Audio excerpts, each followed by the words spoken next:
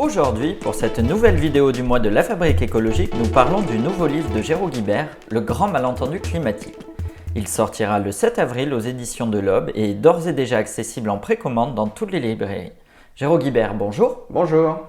Tout d'abord, pourquoi ce livre? Ce livre, c'est d'abord une question. On parle de plus en plus de climat, on est maintenant alerté sur sa réalité et ses conséquences. En revanche, peu de personnes s'interrogent sur pourquoi l'action climatique avance insuffisamment vite. Et si elle avance insuffisamment vite, c'est d'abord parce que ne sont pas posés dans la société les débats et les solutions importantes qui exigent de grandes transformations de cette société.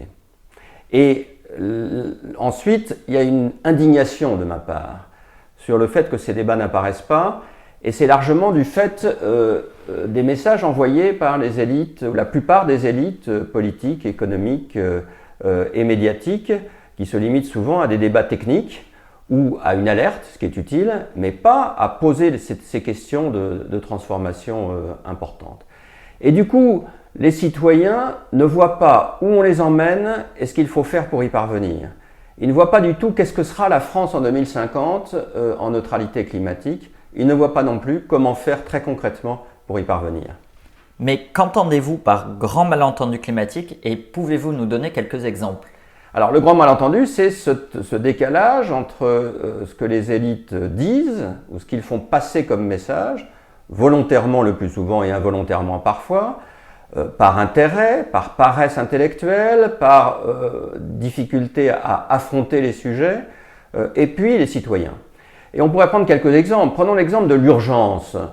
Nous avons dans le paysage ce que j'appelle des climato-passifs, c'est-à-dire des gens qui disent quelques bonnes paroles, mais en réalité n'ont aucune envie ni aucune intention de faire quoi que ce soit sur le changement climatique.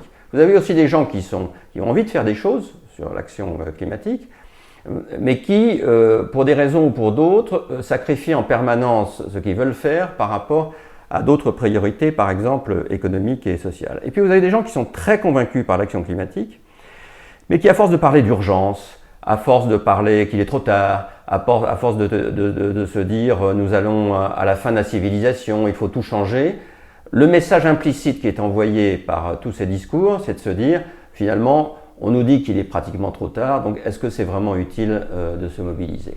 Et tout ça aboutit à une réalité tout de même très, très gênante qui est la fracture climatique que l'on voit par exemple au Brésil ou aux États-Unis entre, non pas tellement sur la sensibilisation au sujet climatique, je crois que maintenant tout le monde est convaincu par ce sujet, mais entre ceux qui ont envie de faire des choses en matière de climat et ceux qui ne le peuvent pas compte tenu des conditions matérielles de leur vie. Alors, quelles sont vos recommandations pour sortir de cette situation délétère? Mes recommandations, c'est de sortir de l'indignation uniquement sur la situation climatique, mais d'aller à l'interpellation sur des solutions de transformation de la société, et en particulier par la jeunesse qui, elle, évidemment, et à juste titre, est extrêmement mobilisée sur ce sujet. On pourrait donner l'exemple d'interpellation possible. Faisons une interpellation sur comment ça se fait qu'on ne fasse pas en sorte de rapprocher le domicile du lieu de travail, des lieux de commerce et des lieux de vie.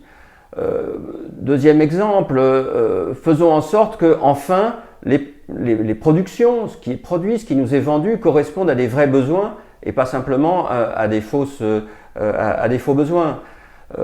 Troisième exemple, comment se fait-il qu'aujourd'hui dans nos sociétés, les produits les plus respectueux de l'environnement continuent à être plus chers, par exemple l'alimentation, que les produits qui sont les moins respectueux de l'environnement?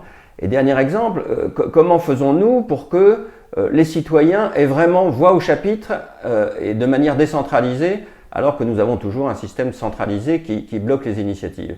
Voilà quelques exemples d'interpellation, et il est à mon avis urgent et indispensable que le débat public se porte sur ce sujet. Vous en verrez d'autres dans le livre en fourmille, et je vous en souhaite la bonne lecture. Merci à vous. Merci.